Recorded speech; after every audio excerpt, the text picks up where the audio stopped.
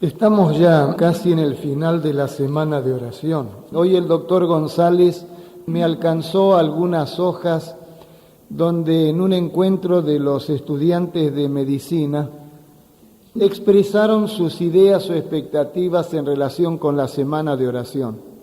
Y vi que alguien de los que escribió decía que encontraba el tema un poco difícil de entender. La otra noche, antes de pasar a la plataforma, otra persona, otro de los jóvenes me dijo, cuando la otra noche usted preguntó qué piensan del lema de la semana de énfasis espiritual, yo tenía ganas de levantarme para decir, no lo entiendo, no sé para dónde va a agarrar. Ahora, mi preocupación no era en aquel momento, ni es en relación a las hojas que hace un par de semanas ustedes escribieron, sino me interesaría saber si todavía no saben lo que estamos queriendo decir. Y en ese sentido no sé si voy a ser tan valiente de preguntarles, pero por ahí me animo. ¿Para cuántos va quedando claro ya el enfoque? Puedo ver las manos de los que les va quedando claro. Bueno, ahora me volvió el alma al cuerpo, valió la pena animarme a preguntar. Si no iba a entrar en conflictos, y justamente en la primera parte del tema de esta tarde quiero hablar acerca de conflictos, y va a quedar feo uno conflictuado hablando de conflictos. Aunque quizá es el que entiende más de conflictos, el que los lleva incorporados, pero parece que se los entiende mejor desde afuera. A ninguno le gusta decir, yo soy una persona conflictuada, aunque conflictos probablemente todos tenemos. En la ciudad de Brasilia, Distrito Federal, hace un año más o menos, me tocó conducir un seminario. En realidad tuvimos varios seminarios allí. En los últimos años, por razones que nunca pregunté, para que no me quiten las ilusiones, no las voy a preguntar tampoco, me dieron el privilegio de convocar auditorios de un nivel intelectual alto y un nivel socioeconómico alto también para tratar de compartir nuestros conceptos y nuestra esperanza. Y uno de los eventos que convocamos ahí en Brasilia fue un seminario para discutir el tema de conflictos emocionales, pero bajo una óptica diferente de la usual. El título del seminario fue Autoterapia de los conflictos emocionales. Nosotros organizamos las cosas como para tener una inscripción de 150 personas que se reuniesen en el auditorio del elegante hospital Golden Garden de la firma o del el grupo de la Golden Cross. En realidad el auditorio tiene lugar para unos 120. Nosotros convocábamos a 150 imaginando que la deserción de algunos, alguna silla adicional, daría bien para todo lo que queríamos. ¿Cuál no fue nuestra sorpresa al ver que una publicidad programada para 150 personas atrajo el pedido de inscripción de 1.050 personas? De modo que tuvimos que dar solo cabida a los primeros 150 y buscar otros 2 lugares donde repetir el evento. Uno de ellos a orillas del lago en la Academia de Tenis Club, un lugar elegante, muy, muy bonito, y finalmente en el mismo centro de convenciones de la ciudad de Brasilia. Uno de los expositores fue un doctor en psicología adventista, el doctor Belisario Márquez, lo trajimos desde San Pablo a Brasilia. Por varios años él fue tutor de tesis a nivel doctoral en la Universidad del Estado de San Pablo. Y me acuerdo de algunos conceptos básicos que él dio en su primera disertación del seminario. Él mencionó los conflictos emocionales se deben básicamente a 3 causas. El doctor Márquez fue discípulo de Maslow, en otras palabras, enrolado definidamente en la corriente denominada como la tercera fuerza en psicología. Me refiero al humanismo, que agrupa diversas tendencias o escuelas, pero todos con el tinte humanista. Y él mencionaba la falta de apoyo es la primera causa de conflictos porque conduce a la inseguridad. La falta de relación o de relacionamiento que produce timidez y la falta de valorización que produce sentimientos de inferioridad. Y creo que todos podremos coincidir con el doctor Belisario Márquez, que esas son básicamente las causas de conflictos emocionales, de conflictos interiores.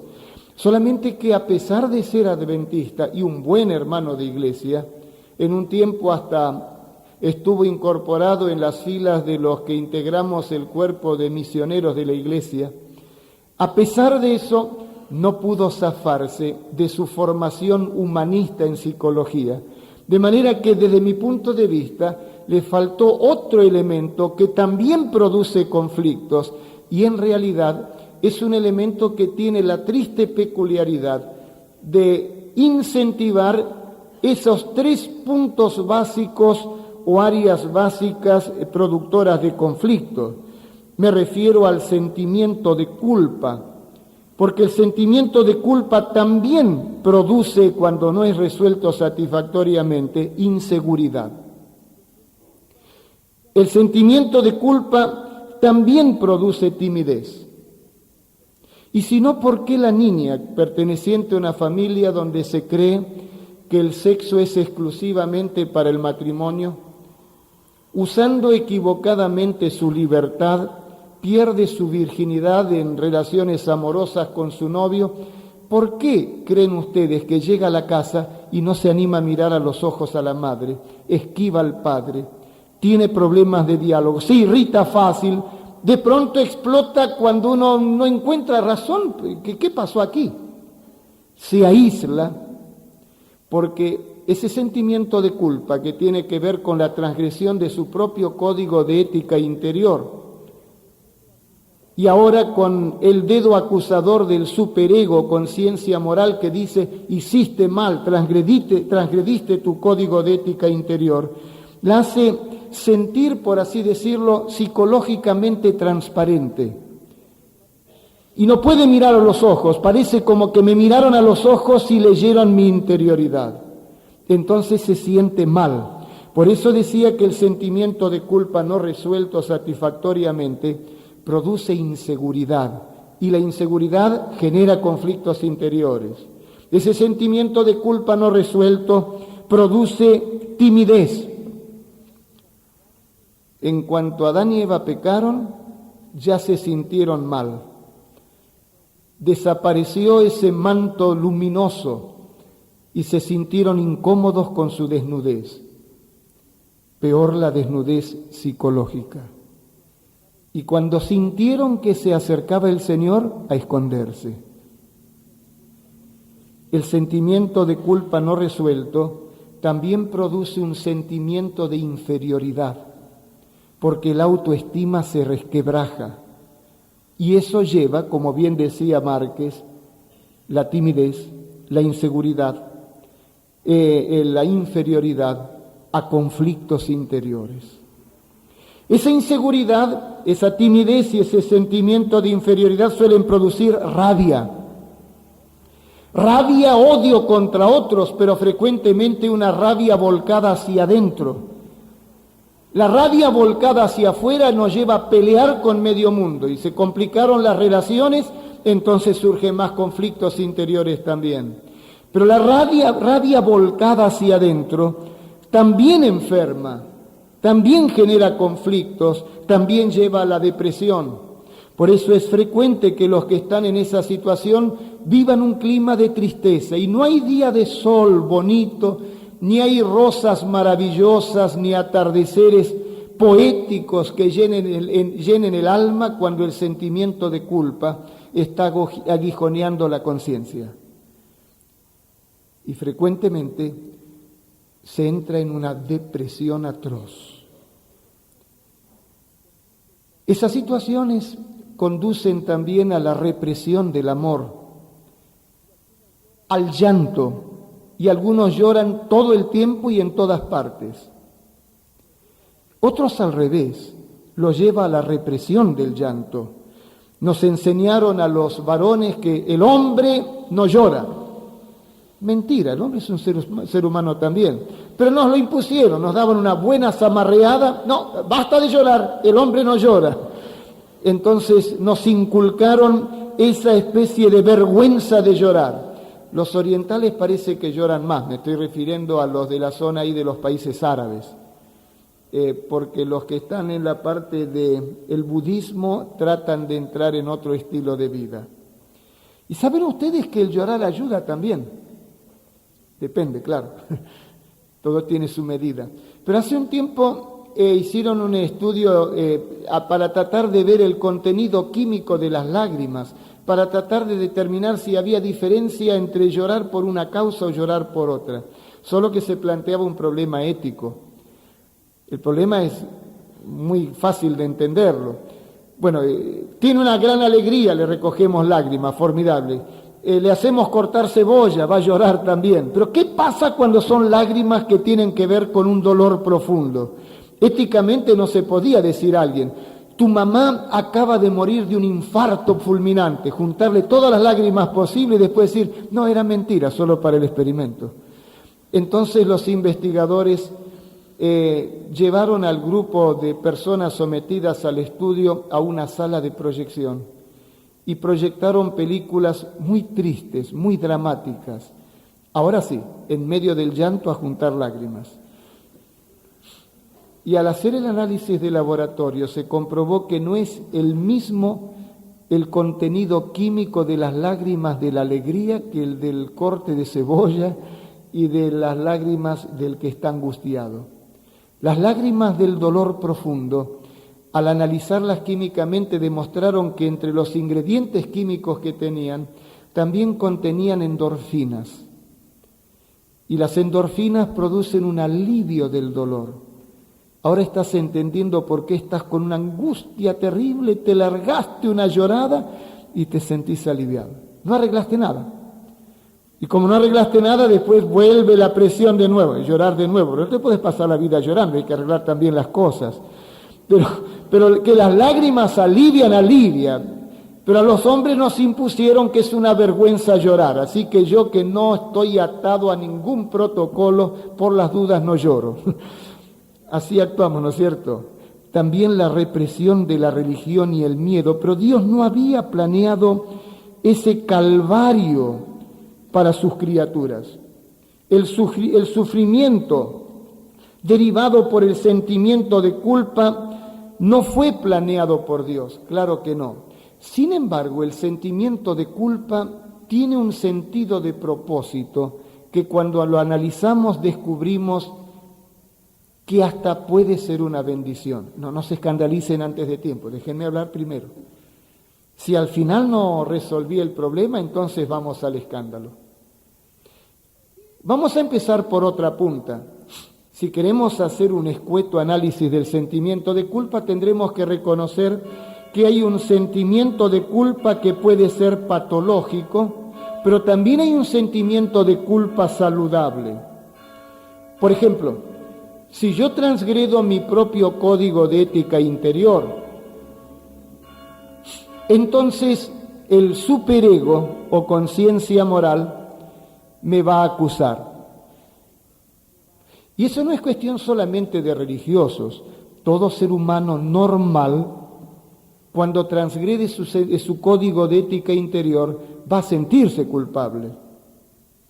Algunos han malinterpretado las cosas y pensado: no, el problema del sentimiento de culpa tiene que ver con la religión. Los culpables son los religiosos porque inculcan la culpa. No es así. La estructura de la mente humana, según Freud creyó descubrirla, está constituida por un ego consciente basado en el principio de percepción de la realidad.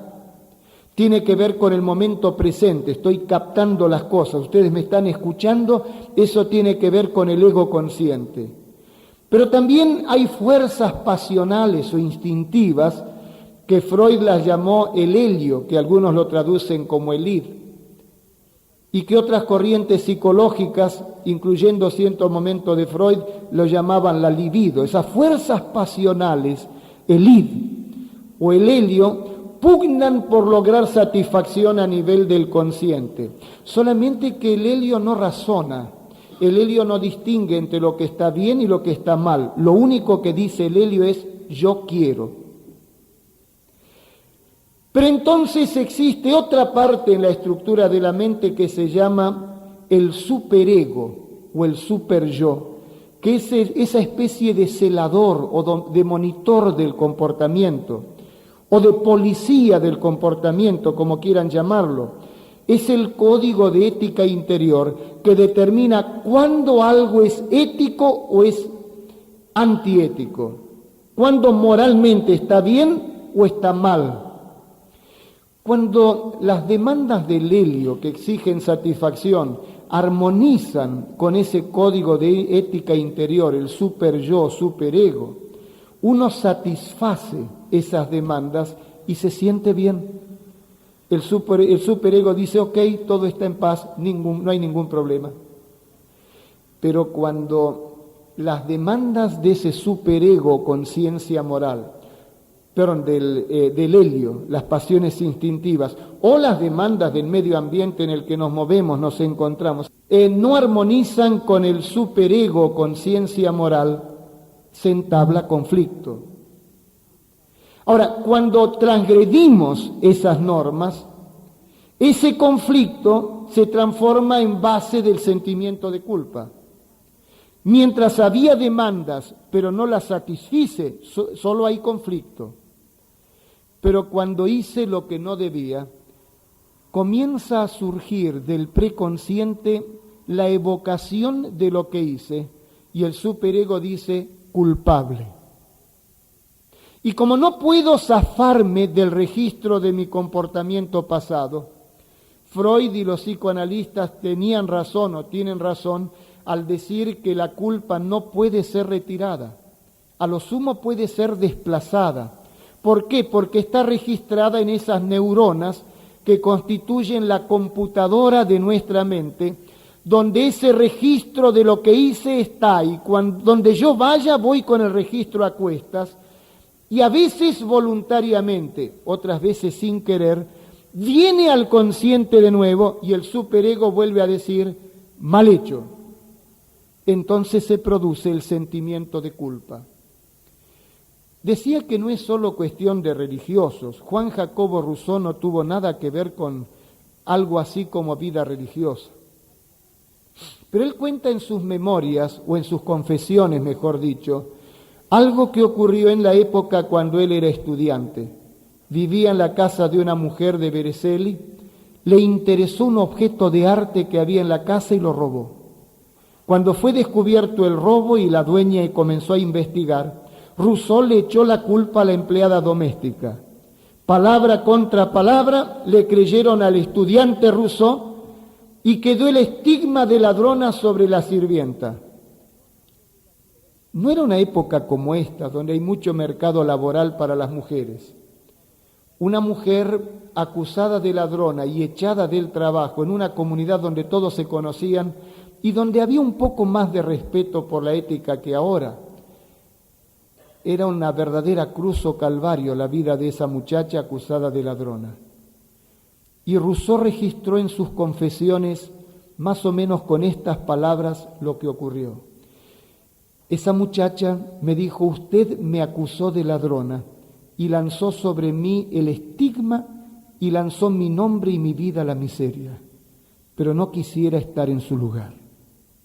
Y luego siguió escribiendo Rousseau, hace 40 años que ocurrió ese incidente, y cuanto más tiempo pasa, el peso del sentimiento de culpa sobre mi conciencia es mayor. Necesito librarme, tengo que hacer una confesión. Rousseau no era religioso, su sentimiento de culpa no tuvo que ver con religión, pero Rousseau, aunque no era religioso, tenía una estructura psíquica normal. Por lo tanto, tenía un superego que ponía el dedo acusador cada vez que surgía del preconsciente el recuerdo de lo que había hecho y que ya no podía arreglar. Y entonces sentía la autoacusación, culpable, culpable. Por eso decía, hay una culpa que es patológica, pero hay otra culpa que no es patológica. Es patológica cuando se deriva de transgresiones imaginarias, como el caso de culpa neurótica. Pero hay otra culpa que es culpa justificada, como la de Juan Jacobo Rousseau. cuando hemos transgredido realmente nuestro código de ética interior. Pero esa culpa justificada a su vez puede ser saludable o enfermiza. Es saludable cuando nos lleva a la reparación de lo que habíamos hecho, vía arrepentimiento. Es el caso, por ejemplo, tan conocido del apóstol San Pedro. ¿Quién no recuerda que San Pedro traicionó a Jesús? Allí el jueves de noche en el aposento alto Jesús dijo: todos vosotros seréis escandalizados en mí esta noche. Y Pedro dijo: no, yo no. Jesús dijo: está escrito, heriré al pastor y las ovejas se desparramarán. Aunque todos estos te negaren, Señor, yo no. Y Jesús le dijo: Pedro, esta noche el gallo va a cantar 2 veces, pero antes del segundo canto del gallo ya me habrás negado 3 veces. Y Pedro dijo: yo voy contigo hasta la muerte, ni se te ocurra eso. Qué diferente que fue el cuadro en el patio de Anás. Después del Getsemaní, donde Pedro dijo: heriremos a espada, y largó el sablazo, no le cortó la cabeza a Malco porque tenía buen reflejo, pero la oreja se la cortó. Y cuando escuchó que Jesús, mientras curaba al joven soldado, decía: guarda tu espada, Pedro, que el que a espada mata, a espada muere, vio que no era así la lucha, se fue junto con los otros.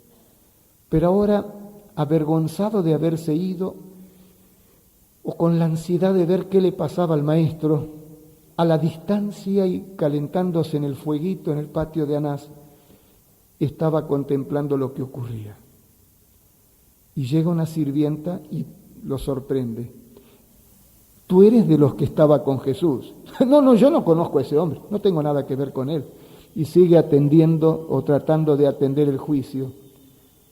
Pero escucha, tú eras de los de Jesús, yo estoy seguro. No, yo no tengo nada que ver. Cantó el gallo.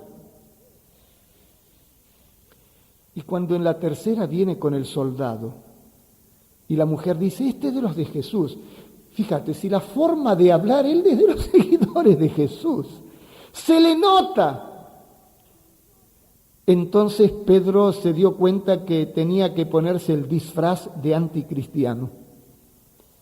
Y entonces comenzó a blasfemar, a hablar palabras soeces, pesadas, para demostrar: no tengo nada que ver con ese hombre. Y cantó el gallo por segunda vez.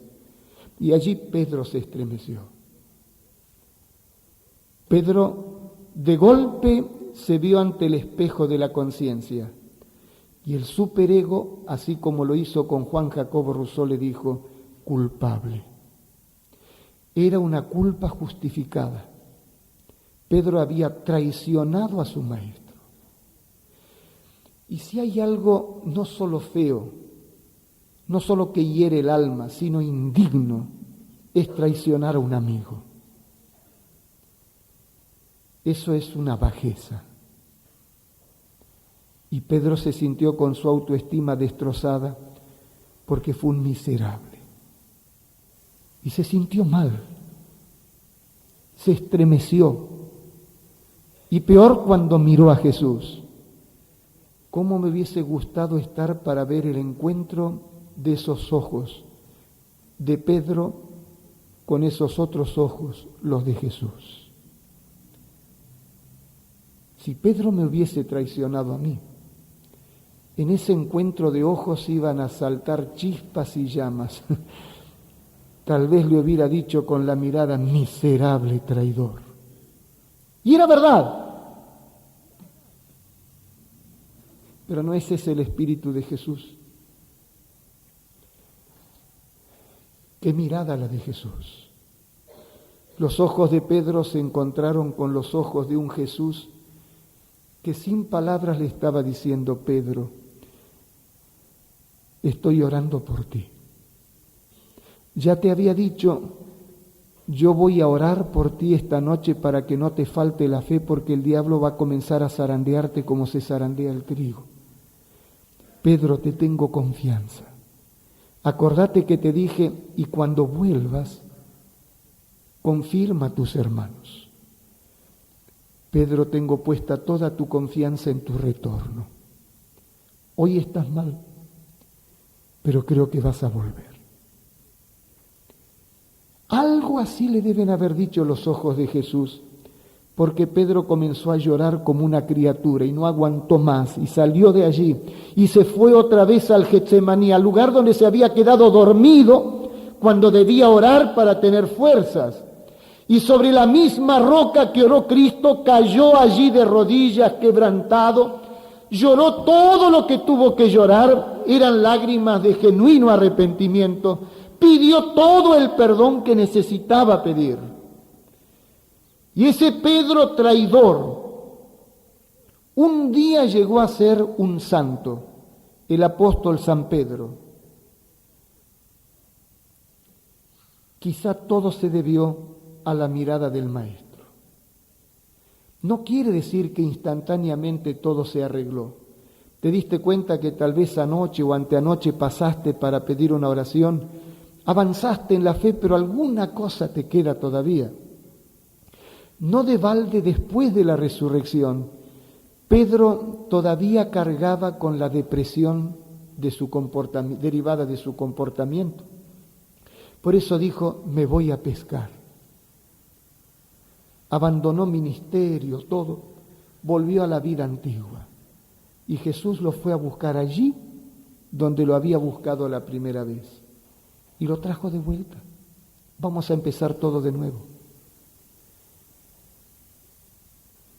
Esa es una culpa justificada y saludable, que conduce a la reparación. Pero hay culpas saludables que no, justificadas, que no son saludables. Existe la culpa justificada pero enfermiza. Otro de los 12 también traicionó a Cristo, fue Judas. Solo que Judas era mucho más autocontrolado que Pedro. Pedro hablaba siempre, y como decía un amigo mío, el pastor Antonio Artiaga, algunos, decía él, tienen la lengua sincronizada con el pie. Cada vez que hablan, meten la pata. Y decía tener la lengua sincronizada con el pie, porque hablaba y metía las de andar. Salve, maestro, y le dio un beso. Pero fue un traidor. Y me hace bien a mí ver cómo Jesús trabajó con Judas también. Judas vendió a Jesús el miércoles de noche. Era jueves, ya lo había vendido. Y allí en el aposento alto, qué delicadeza la de Jesús. Cómo guardaba la ética pastoral y profesional en no divulgar las cosas. En lugar de decir, Judas, traidor, dijo, uno de vosotros me va a entregar. Estaba triste Jesús. Sorprendidos algunos dijeron, ¿soy yo, Señor? ¿Soy yo? Y en lugar de decir, es este miserable, Judas estaba metiendo la mano en el plato y Jesús dice, el que moja conmigo el pan en el plato, me va a entregar. Hipócrita Judas, ¿soy yo, maestro? Y Jesús dice, tú lo has dicho. Y siguió hablando.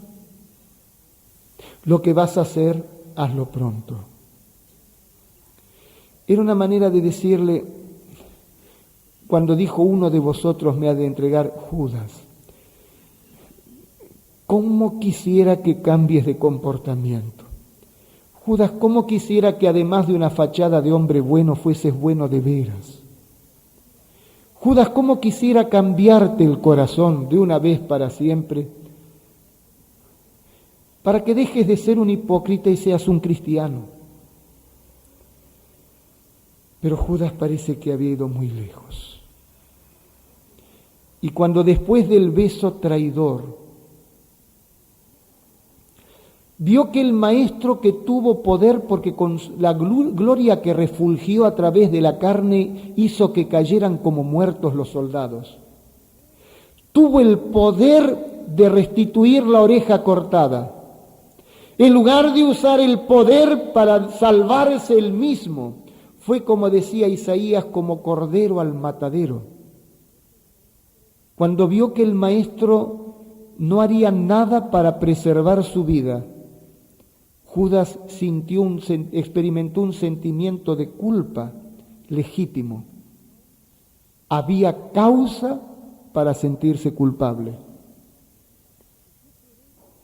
Su superego tenía razón, culpable. Pero aunque un sentimiento de culpa justificado no fue saludable, porque en lugar de mirar a Jesús o buscar a Jesús, Judas buscó una soga y se ahorcó.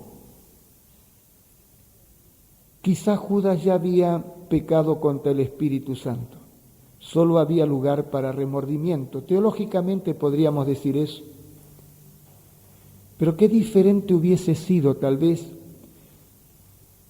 el final de Judas, que después de todo no fue peor que Pedro, si hubiese mirado a Jesús en lugar de buscar una cuerda.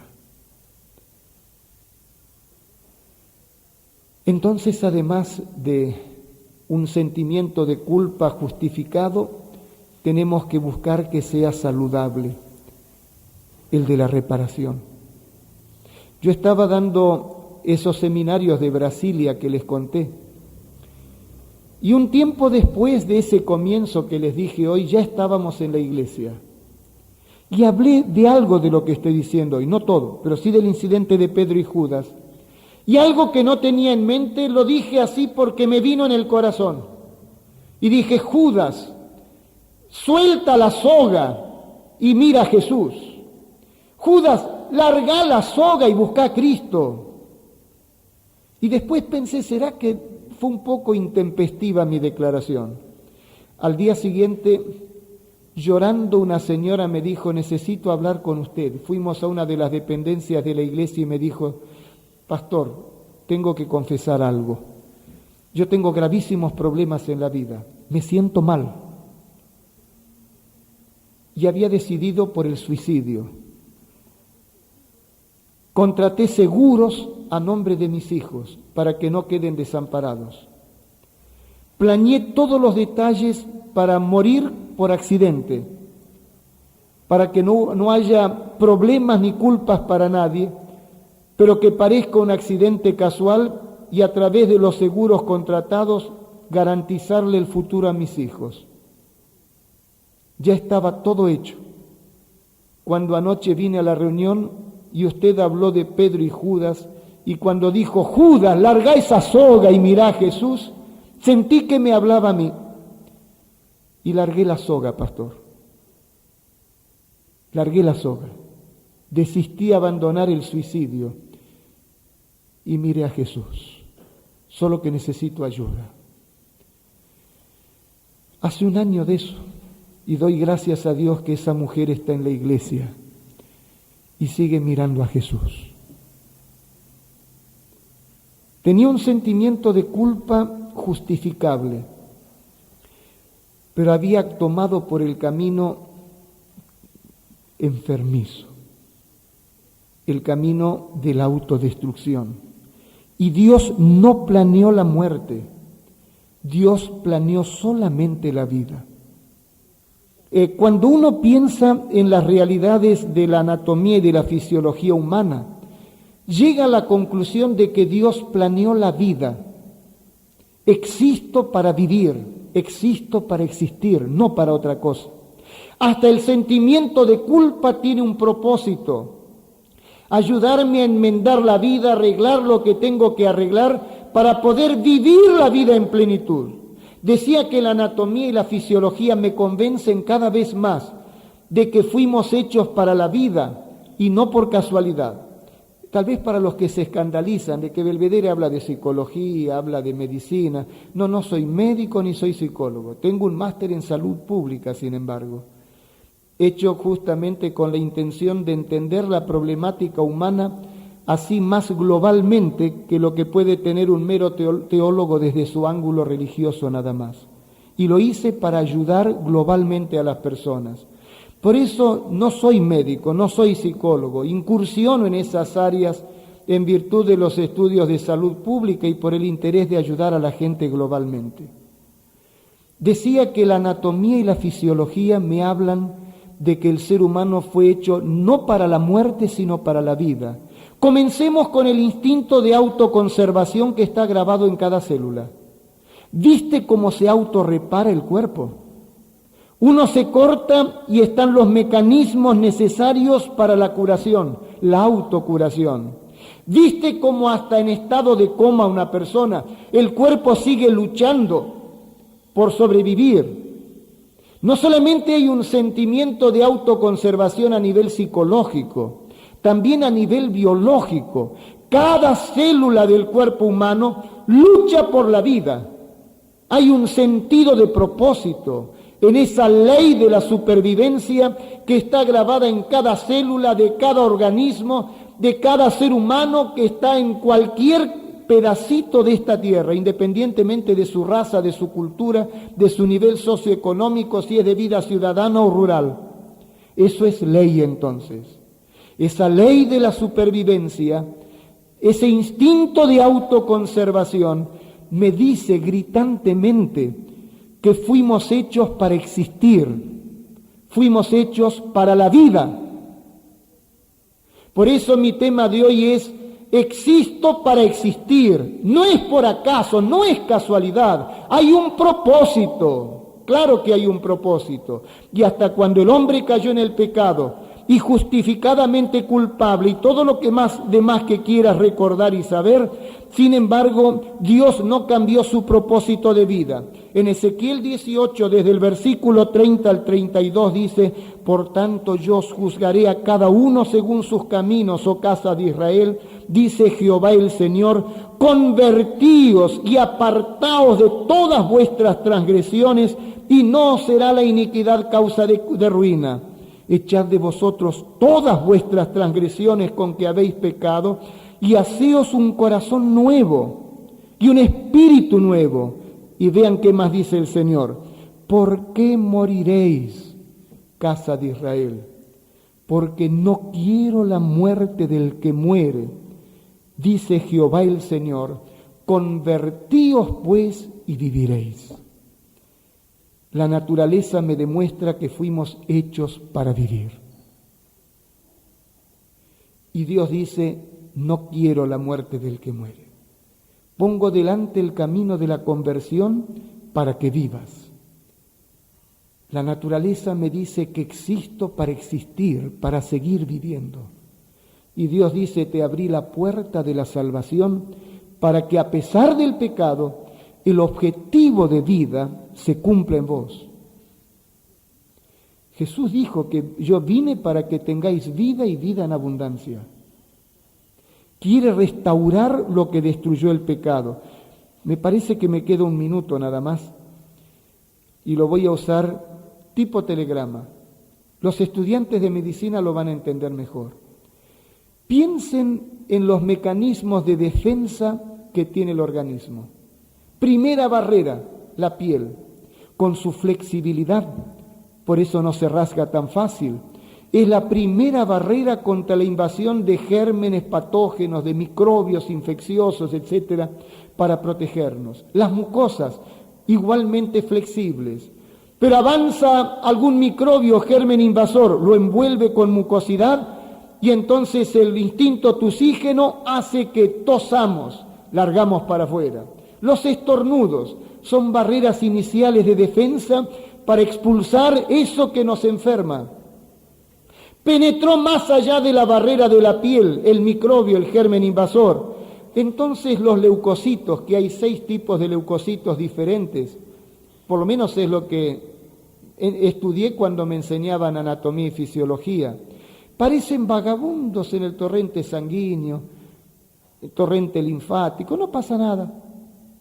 Pero basta con que aparezca un foco de infección y esos aparentemente vagabundos se convocan todos al lugar de la infección.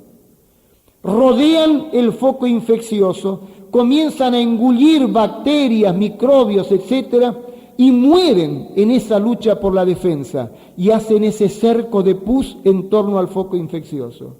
Y si no alcanzan, entonces la médula ósea comienza a producir más glóbulos. Se multiplican cada vez más, y y el médico manda a hacer un análisis de laboratorio y dice, aumentaron los glóbulos blancos, hay infección. Todo es automático. Esos mecanismos de defensa son impresionantes y demuestran que fuimos hechos para tener todo un ejército defensivo adentro para mantener la vida. Fuimos hechos para vivir. Solo que el pecado nos quitó el derecho a la vida.